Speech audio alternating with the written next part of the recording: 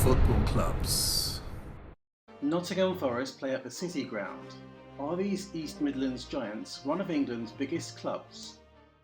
Subscribe now to see how they compare with other big football clubs. Nottingham Forest have a very healthy trophy haul, just behind the leading clubs in England. They are reasonably well supported, but don't match up with the biggest clubs in this regard.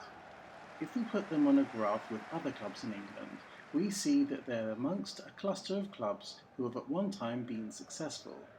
But does this represent how big a club they are?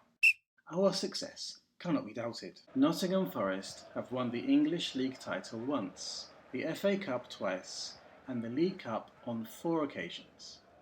They've won the European Cup twice, making them one of England's most successful teams in European competition. The City Ground is a classic stadium. At the start of their history in the Football League, Nottingham Forest's average attendances were just below the top flight average. Relegation and a few seasons spent in the second division saw averages fall a little, and significantly compared with top flight clubs, whose numbers were improving.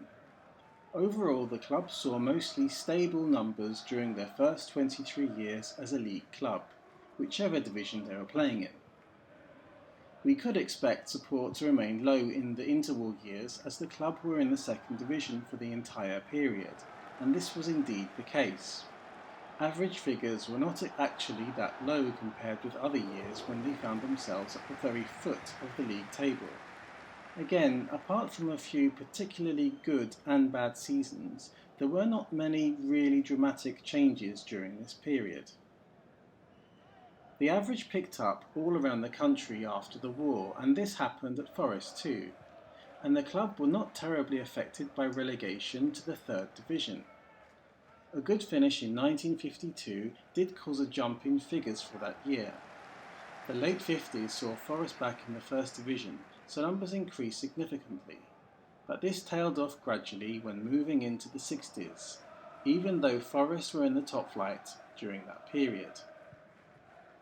Relegation back to the second division saw attendances fall way below the top flight average, but when they became champions of England and then of Europe, we see attendances peaking just above the top flight average. But compared to their success, this may seem rather low. Not quite meeting that level of achievement, Forest would experience support much in line with the top flight average for a number of years, even when relegated at the start of the 90s. When the club understood they would be spending a long time in the second division, numbers went low once more, and the City Ground has had fairly stable levels of support.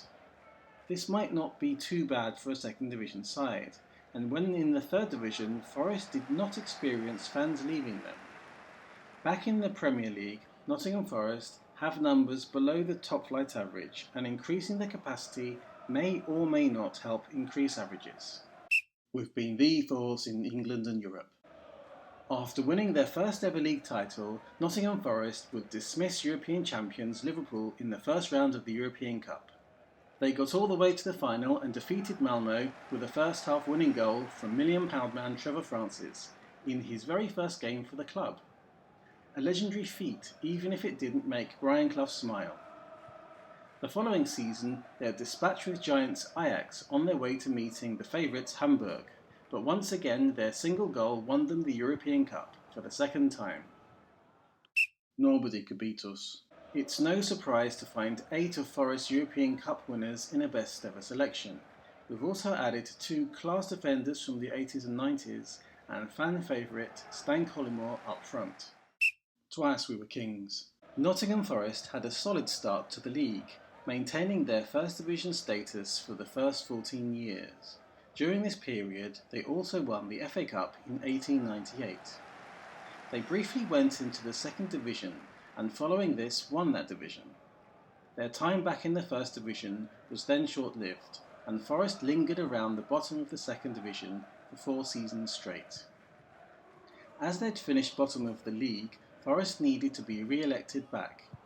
Whilst Forest did win the second division again in 1922, the next 3 seasons were relegation battles, and they did go down on the third go. They would remain a second division side for the remainder of the interwar period, towards the end finishing at the bottom on 2 occasions. In 1949 they were relegated to the third division and needed 2 seasons there before gaining promotion as champions. They settled back into the second division quickly, and apart from 1 year, finishes were fairly healthy. Promotion back into the first division at the end of the 50s was followed by decades there. They had indifferent seasons at the beginning of the 60s, but were able to mount a title challenge in 1967 before they started to fade again. The 70s did not start well for the club, and they were once again relegated, but after the appointment of manager Brian Clough and assistant Peter Taylor, the unbelievable. Promotion in 1977 was followed immediately by a League and League Cup double the following year. And if that wasn't enough, Forest achieved even greater heights the following season. Not only did they retain the League Cup, but they won the European Cup, whilst finished second in the league. What's more, they retained the European Cup the following season. Never before had a team risen from relative obscurity to dominate English and European football. Throughout the 80s, Forest was still a force in English football, but would only manage 3 third-place finishes in the league. But they did lift the League Cup twice. At the start of the Premier League, Clough's Forest were relegated, and this was the end of a truly epic era. Although they did make it back to the top flight, finishing strongly in 1995, more sadness was to follow when Forest spent 3 seasons in the third division.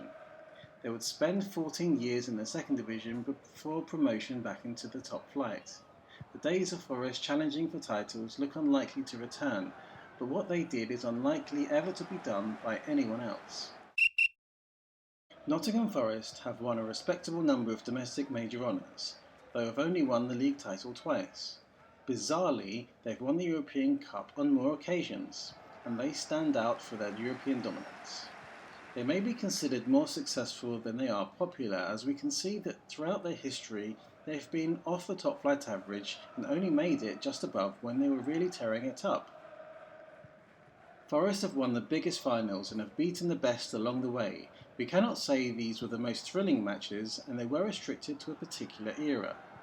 Forest's players were incredibly successful from that time, but getting the best out of them seems to have been the product of just 2 men. Nottingham Forest are the club who made the most of their time at the top and stunned Europe. They can thank Clough and Taylor for a lot of this, and this period of their history overshadows average performances both before and after. Success was really a moment in time, but many would still consider them to be one of England's big football clubs. Who are bigger, Forest or County? Please comment below.